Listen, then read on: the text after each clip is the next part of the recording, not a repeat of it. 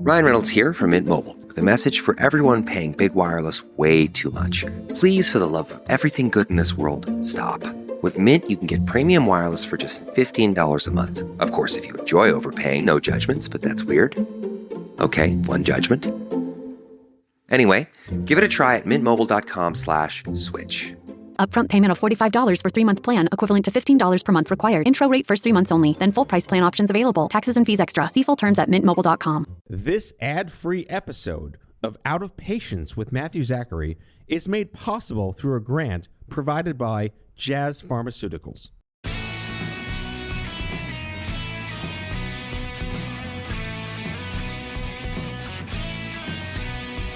From Off Script Media, I am Matthew Zachary, and this is Out of Patience.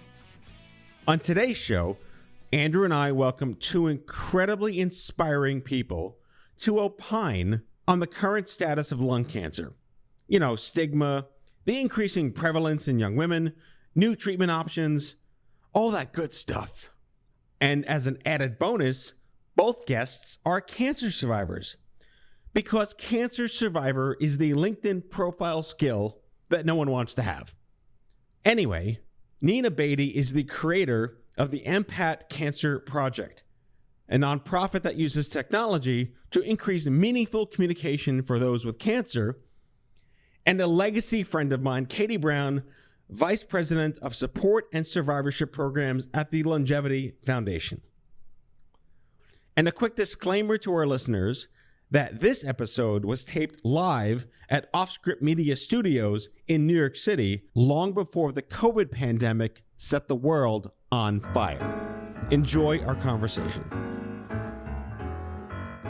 And here we are, back at Off-Script Media headquarters. I'm surrounded by some incredible people for this particular episode, the least of which being Andrew McDowell. Hello, sir. That's me, the least among you, Andrew McDowell. Great to be here. But again, the throwback shows that I'm doing now, I get to reunite with incredible people who were part of my past, who are still part of my present, and will ideally be part of my future, who were the Breakfast Club, rapscallion mod squads of people that were boots on the ground, yelling and screaming. And Katie Brown from Longevity, you were one of them way back in the day. I was. Welcome back, not to the stupid cancer show, but welcome back to sitting across from me with a microphone in front of your face. Good morning. How you doing? Good. I'm great. How are you? Is this your first time in New York in a while? It's my first time this year. Oh, yeah? But it's my first time in studio with you. Very nice. I usually just call in. Well, you're welcome. Eye contact is a beautiful thing. Yes. Right. We are also joined here today by Nina Beatty. Welcome. Welcome. I don't know how it's possible we know as many people in common as we do, and we've never met before. Because being New Yorkers yeah. and cancer people and advocates. Yeah. I don't know, but I'm really happy to be here. It's phenomenal to have you here in the studio. I was looking just on LinkedIn, because LinkedIn, of course, is the barometer for, you know, how cool you are these days. Right. And we have 387 common connections. Now, I know in the LinkedIn media, the LinkedIn bell curve, that means nothing. Right. But, of course, there's a fraction of those people that are truly important. Katie being amongst them, of course. You're welcome. But it's incredible how we've never really crossed paths. Mm-hmm. But I admire what you've done. I think that what you put together with your nonprofit is very innovative. We're going to talk about that. And clearly, you have an incredible story to tell, because it's not just the nuances of, oh, here's my story. There's a lot packed in there that are really important nuggets people can take away from how they can choose to live their life and make a difference and be proactive and be their own advocate. So, but let's start with, you know, we could just say stupid lung cancer. Mm-hmm. I think I can still get away with that. The word stupid itself, lung cancer is stupid. Isn't trademarked though. So stupid lung cancer. Stupid lung cancer. All right. That but works. This goes back to, you know, Katie, when we were first talking about this, the young adult lung cancer conversation, which is the largely women who out of nowhere, non-smoking, healthy, they recycle, you know, they're eco-friendly, they're vegan. They run marathons. They run marathons, you know, how the hell could I get lung cancer? Right. And that was even before we knew there were like 80 kinds of lung cancers. Right. So let's talk about the origin of what was lung cancer. Like when you've been in this a long time. Yeah, a long time, since 2002, actually. And my dad was diagnosed with small cell lung cancer. And back then it was just small cell and non-small cell. There wasn't all these different types of lung cancer Right. out there. There wasn't any treatment options out there either. Not, other than chemotherapy and radiation, which is what they had used 30 years before he was diagnosed. So we've Same come shit, different day. a long way. Yeah, lots of shit. We've come a long way. It's okay. This show, not a charity. We can say we want. Yeah. Andrew's leering at me. It's all good. Make her It's all say good. shit. No, don't. It's not okay. It's not okay. So if you were to look histologically at the last, obviously, wow, almost 20 full years since you've been doing this, what are the most striking shifts and changes in the way we think about lung cancer, in the stigma and the judgments and the perceptions people have, young adult or otherwise? The entire cancer conversation has changed, at least in this country, with a focus on quality of life and personal interests and the jargon of personalized medicine. What's your perspective from your perch? So from my perch, kind of looking backwards, technology has been huge in the role of self-advocacy and patient advocacy and advocacy organizations. So just having a show like this, just having social media platforms, being able to share your story in blogs and other forms of media have really shined the light on a lot of our unmet needs and the barriers to care that patients deserve. So I've seen just a huge progress in that regard. Also, I've seen a lot of progress in terms of research in lung cancer because, like I said, with my dad's diagnosis, there were no real options for him. And today there are clinical trials that are keeping people alive, like stage 4 patients alive for decades. Well, that's the idea. The landscape has drastically changed, and I think about like how the FDA used to approve maybe 4 drugs a year, and then starting maybe in 2016 they were approving like 60 drugs a year. Right. And then this one new indication was found to help another. Like the drug is, it has tentacles, good tentacles. Like Right. just because we're not targeting, this drug is only for kidney cancer, it also helps melanoma and it also helps Hodgkin's lymphoma.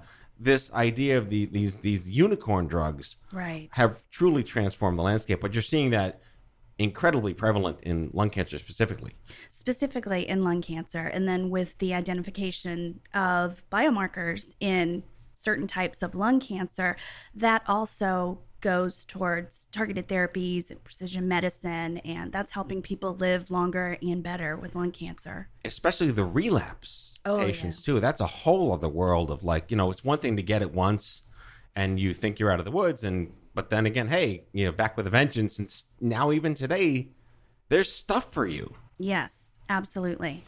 One question I'm curious about, the fact that the FDA is processing more therapies and approving more therapies than they did in the past, is that due to major innovations? Is it due to increased efficiency at the FDA? Is it due to increased advocacy? Is it all of them? Is it something else? Yeah, I would say all of the above. I know at Longevity, we have a great relationship with the folks at the FDA, and we make it a point to bring patients to the table so that they can see, essentially who they're working for.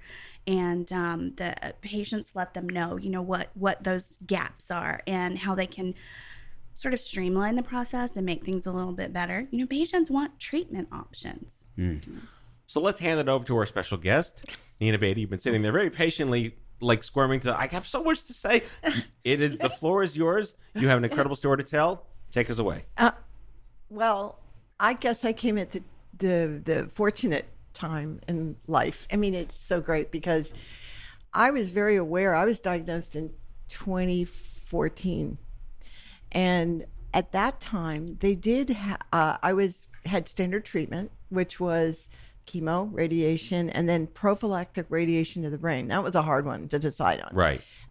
But I just went and I found out that they have the same protocol in the BAM, British Association. And I thought, well, if they got it over there in England, they got it here. It isn't just a crazy American thing. Blimey. Blimey. So that encouraged me to go be brave and go get the prophylactic brain radiation. You were given the choice, though. You were made aware of it.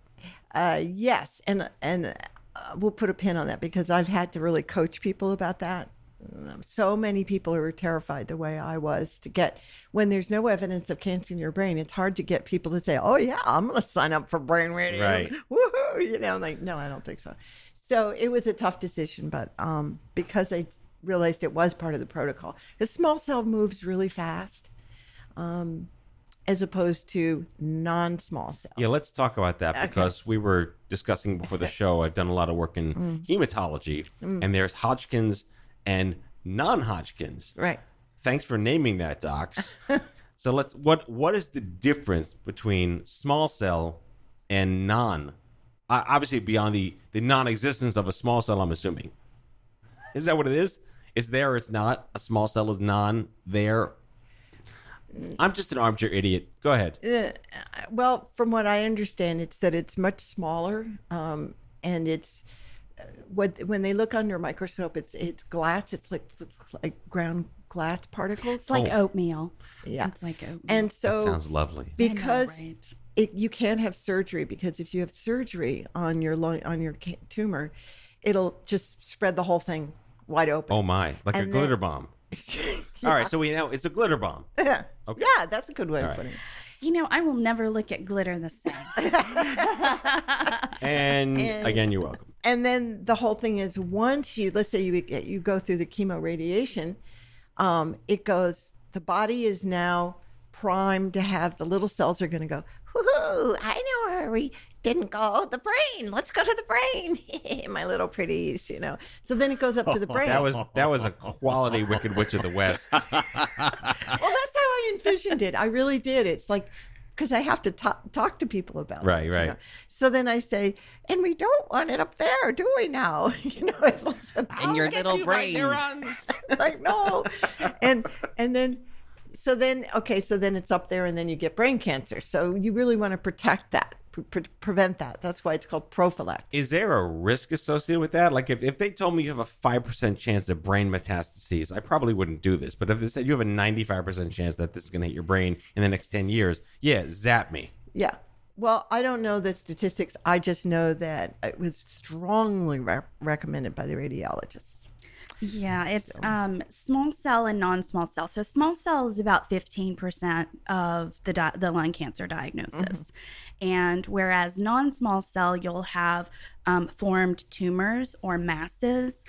Small cell is more like oatmeal. It's kind of, and I love the glitter analogy. I always thought of it, and that's so beautiful, because I lost my dad to lung cancer. I always think of it as like a gunshot blast. Right. And so it's very difficult to do surgery or to do any type of targeted treatment on a gunshot blast or Right, glitter of course. or oatmeal. Yeah. And so if you're very lucky and it's found by accident, because there are no symptoms until later stages, some people might be able to have surgery, but the majority of people to date have had to have standard treatment, and it does tend to spread, and the first place that it goes is to the brain, and that's where it went with my dad as well. Are there different stages of lung cancer, small cell, non-small cell, like there are with other cancers? Yeah, so with non-small cell, there is stage 1 through stage 4. After, stage 3 is metastatic outside of the lung. And then with small cell, historically, it's been limited stage and extensive stage, but now they're trying to put numbers on that Right. as well, because they're doing a lot of research into small cell, and they're coming out with some targeted treatment plans for those folks. But it's nice to have some kind of real scale attached to, Right. it's all right and holy shit. I'm very aware of my breathing during this conversation. and the organs that I'm using to do that breathing with. Yeah. So what were your symptoms? Speaking of breathing and lung cancer. I think what Katie said is right. I had almost no symptoms, except that I did Pilates and I had trouble holding my breath for 4 counts.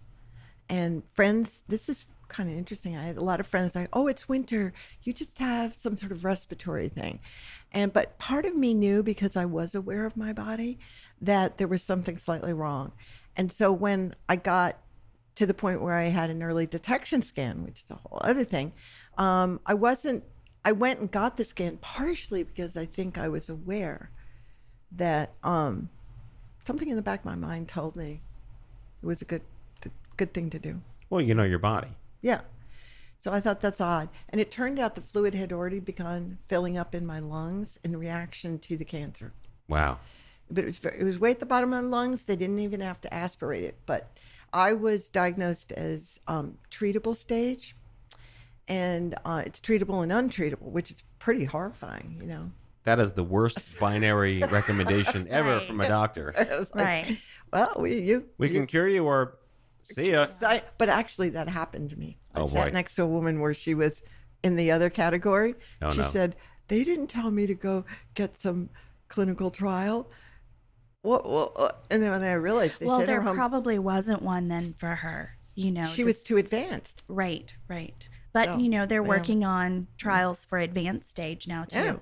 Yeah. So for someone who lost their dad to extensive stage lung cancer, that's very exciting for me. I wish he would have been diagnosed today Right. rather than in 2002. Oh, for sure. But it's very exciting, especially for all of the patients that we support at Longevity. Yeah. I think it's important to talk about judgments and stigma. I alluded to this before. It was at the cornerstone of Stupid Cancer, where you want to join a community that understands what you're going through. This jargon today of peer-to-peer health is important, but it's basically tribal. You want to find that tribe that gets it and won't say this or this or this. And you mentioned before the show that you were a smoker, but you stopped at the age of 30, which was a while ago. And yet still, you're predisposed to this. But were you made aware of that predisposition? Not at all. I've actually had to tell people, did you smoke? I have had to be an advocate in a way, saying, did you smoke? If you gave up, it doesn't mean if you had a certain kind of smoking history that you won't get it the way I did when you turned 60. You're not out of the woods Right. by going cold turkey. If you breathe, you're not out of the woods. Right. Oh, that's a good point. That's the only thing. This fun running joke amongst my cronies in the last 15 years is there's no such thing as prevention, except maybe pet ownership. Don't get a dog, and then you will never be an owner of a pet. There you go. Right. So what are the other causes of lung cancer? Well, there's pollution. The Yes. World Health Organization put out a report not too long ago about the effects of pollution for folks diagnosed with lung cancer who didn't have a smoking history. There's radon, there's asbestos. They're doing a lot of research into whether or not there's a hereditary component, family history.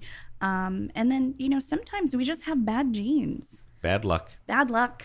There was a report out of The Guardian a couple of years ago, and it was very controversial. So, of course, I had the author on the show, which basically said that cancer is a combination of bad luck and bad luck. Yeah. And today we call those social determinants of health. Another jargon thing going on there. It basically means that the shit that happened to you will cause other shit to happen to you. No one ever explains it that simply before. But I love the fact that in the advocate pay it forward model here, and Andrew, you smoked for a while and then you stopped when you were 33, and it was a long time ago, and you are now aware, maybe for the first time, that didn't end your risk of pet ownership. Yeah, I stopped out of concern for my health, of course, and doing so is, of course, advisable. Knowing Yeah, just don't start. Yeah, don't start, but please stop. Knowing that you Right. can still get lung cancer after quitting smoking should not discourage anyone from quitting smoking. No, absolutely not, because smoking cigarettes can cause, heart disease and a plethora of other diseases. So quit. But just because you quit or just because you never smoked doesn't mean that you can't get lung cancer. Right, which goes to one of the things that my friend Fran Drescher said on the record is that the only cure is stage 1. And what that means different things to different people, but this idea of if there's a way to actually look at your body and see if you are predisposed to some crazy shit happening, you should probably do that if it's affordable, accessible, and accessible. Right. So, Nina, you were made aware of a screening or some way to figure out, just because I smoked, what are my risks for these things, and can I do something? Talk to us about that. Well, at the time, my mother had what they call regular lung cancer. Good old-fashioned lung cancer. Good old non-smell. And she was sort of not doing that well. She actually had, it was on oxygen and stuff like that. So she happened to have a good relationship with a radiologist who stopped by when I was there for lunch. And her radiologist asked my smoking history.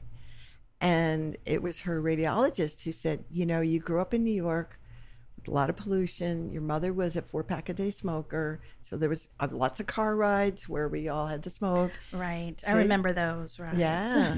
Airplanes. Yes. Yeah. Airplanes. Good old-fashioned Pan Am cigarette smoking cabins. Yeah. Or your office New mate. York bars. Yeah. Yeah. Oh, yeah. Rip Pan Am. So she said I was low risk, but I should get the scan anyway, just because of these other factors, which we didn't even think about. I mean, did you, Andrew? Oh, no. Think about these other things, yeah. So that's how I got the scan. And is it like a CT scan? Is it a specialized scan? It's a low dosage CT scan, so it's not going to have a lot of radiation, and I think it's been improved now as a prevention. It is. So a group of lung cancer advocacy organizations really pushed for some sort of early screening for people with lung cancer. Fortunately and unfortunately, the fortunate part is that we were able to get early CT screening for people with a smoking history. There are criteria. You have to be 55 or older. You have to have had 30-pack year smoking history to qualify for that. So that's either 30 years, 1 pack a day, or 15 years at 2 packs a day. Or 7.5 years at 3 packs a day. I can go on and on. You can This go is just on. math. And, I'm feeling oddly disappointed that I don't qualify for either of those. right. Well, maybe you do. You just don't know. Just You lie to You us. might not remember. Right. It's a long time ago, the blackout years. It is. So while we encourage that for anybody that has a smoking history and that fits that criteria, and that's covered by Medicare right now, is it doesn't help the people with no smoking history. Correct. There's still no mammogram for people with lung cancer. You know what I'm saying? There's not that test. There's not that blood work yet. Lest we forget the lung brush. Oh. The Saturday Night Live skit from the 1980s, where they put a toilet scrubbing thing Oh my down your gosh. esophagus.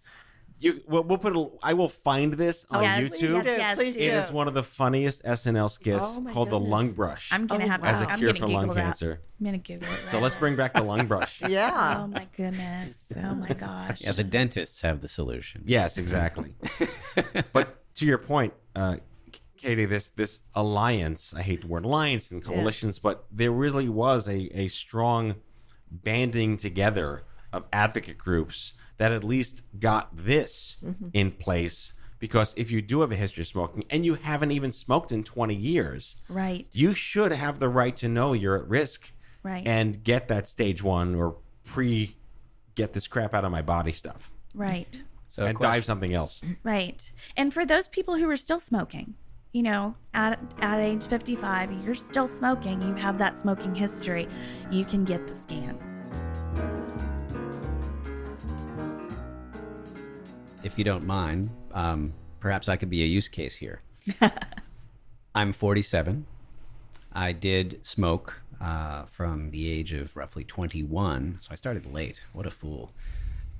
You don't belong here anymore. Through 33. Well, I was stupid, so Late. I totally belong. So would it be to my advantage and to the advantage of others in my position to seek out a scan, even if there was a significant expense associated with it? I would say that definitely have the conversation with your doctor. Mm-hmm. You know your body. Have the conversation with your doctor. If you have a cancer in your family, that might be something that they take into consideration. If the scan is affordable and will offer you peace of mind. I've had them done since I lost my dad. I don't have a 30-pack history, but I have a really Shame on you. I know, right? But I have a really great doctor who knows that this is in my family, and I grew up in a smoking household. And that, we're all at risk. So he watches me. I'm like, you're going to save my life. Nina, I like to talk about how when you enter the Shit Happens store, there's usually no greeter. But once you finish shopping in that store, you become the greeter for other people out there. And you are clearly doing that now. I want you to talk about how you funneled your advocacy efforts into this wonderful nonprofit initiative. Well, I started out after... with my own patient need, which was I was sitting in a treatment chair for 6 hours at a time. This is before the clinical immunotherapy trial. But I didn't always have friends there. It was during the day, it's lots of time. And Lonely. Yeah. So I thought, okay, I didn't have somebody answering questions like, how am I? So I thought, I'll just send a text. And then what I realized is that the emojis were pretty pathetic for what I wanted to say, which was tired, I'll talk to you later, or busy right now getting treatment or waiting for treatment. There's a lot of, so I ended up thinking, well, I wish I had my own set of emojis for while I'm in treatment to send to my friends, like as a quick hello to them, let them know how I was doing. So I did get through the first 2 years, and I started creating characters based on some drawings I did. M, which stands for empathy, and PAT for patient.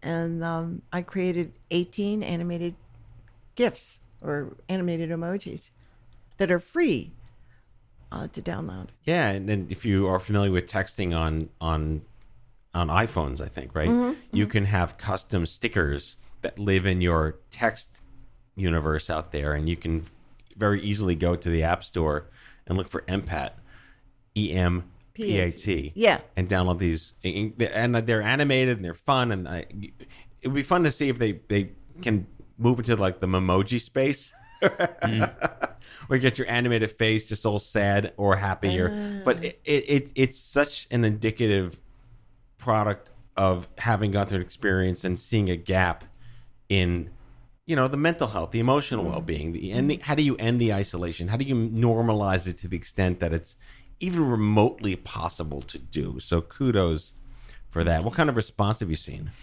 Well, it's interesting which ones are very popular. And one of the ones is overwhelmed. I have one of my characters holding the... Hang on. Start over from one of my characters. Yeah. I have one of my characters being overwhelmed, and it shows a vista up over his head. So it's a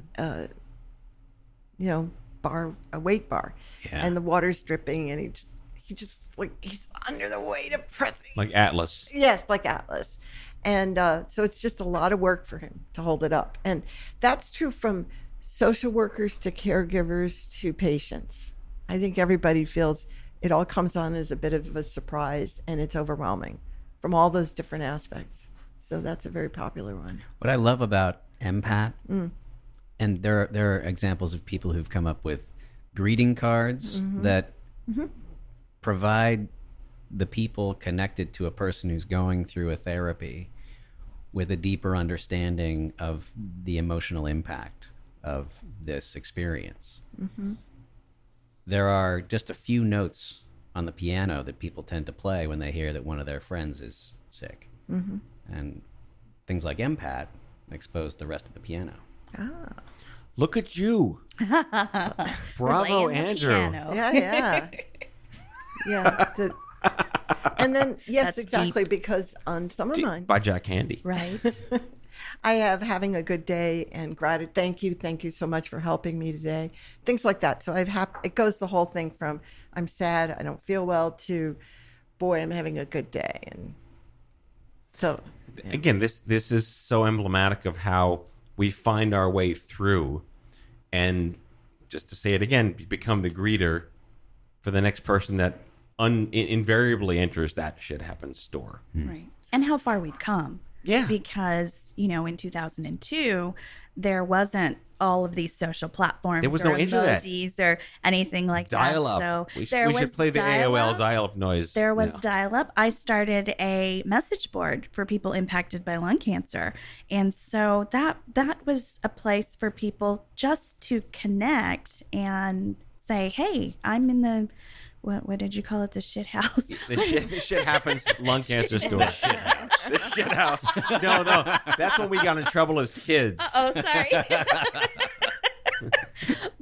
And now we're looking at these great customized emojis to express feelings, because that's how we're communicating these days. So that's pretty We cool. mentioned longevity a lot. We'll put links in the description of the show, of course, but we should probably mention that you are a dominant advocacy force in this country for a very long time. Let's talk about the organization. Yeah, for a very long time. So longevity's been around for 20 years now. And I've been full-time with longevity in their survivorship arena for 10. So this is my 10-year anniversary.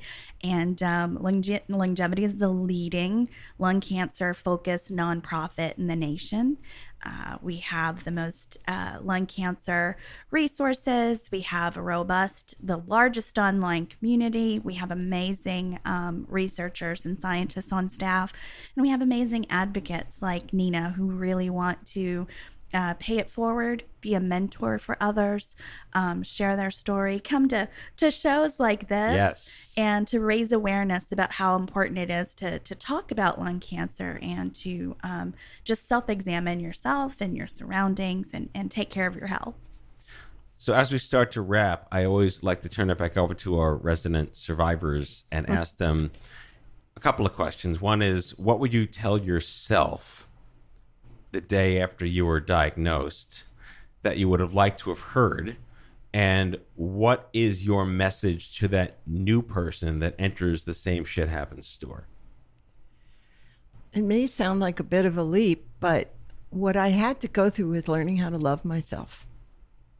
I'm getting very emotional right now. I think that I was so hard on myself my whole life. And I think I wish it took lung cancer for me to realize what was important to me in life. And I wasn't sure my values, they weren't bad, but they weren't targeted to things that I really cared about. So this whole experience has helped me really focus. And if I'd known, if you survive this, you're going to be able to really make a difference and your life will suddenly have new meaning, that would have really encouraged me a lot. So here you are in the store as the Walmart greeter. Walmart, not a sponsor. Yeah. And someone walks in and sees you. What do you tell them? I'd give them a hug probably and say, be careful of, your lungs and your life, and it's very precious. I mean, people say, well, it's very hard for people to imagine almost dying, but that's what happened to me. And so when you've actually been through that experience, as people do in many other ways, not just with lung cancer, I realize that. But it really does change your perspective. So the person in Walmart would just say, you're lovable, you matter to me. And here's a coupon code. I mean, what do you think? I believe that the "you're not alone" Yeah. still carries a lot of weight. Yeah. But these days, people want it backed up by "show me how," and there are so many more ways to show them how today than ever before, because you can't know everything, and when you enter this market, Right. it's not like you're buying a fridge or a car and you could pre-research it. No one says, I can't wait to get lung cancer and go on this clinical trial that just got passed by the FDA. That doesn't happen. So what a great way to to end the show on that fabulous note of empowerment. Beautiful. So Katie Brown from Longevity, Nina Beatty, MPAT. What's the website? empatproject.com. MPAT Project. Again, we'll put links in the episode description. And as always, Andrew McDowell. That's me, the least among you. The least among us. That'll be my tagline for this episode only. Okay. I will agree to that. All right, folks. Thanks again. We'll see you next time. Bye-bye. That's all for today, folks. If you like the show, be sure to subscribe, leave a review, follow us on social, and tell all your friends to listen. Out of Patience with Matthew Zachary is a product of Offscript Media. Our executive producer is Matthew Zachary. Our senior producers are Jen Horangeff and Andrew McDowell. Darren Tunn is our production intern. It is recorded, mixed, and edited by Matthew Zachary. Our theme music is by the Mike Van Allen Quintet and by Mara. For advertising and media inquiries, email media@offscript.com. Hit us up at contact@offscript.com to share comments, feedback, and make guest recommendations. For more information, visit offscript.com.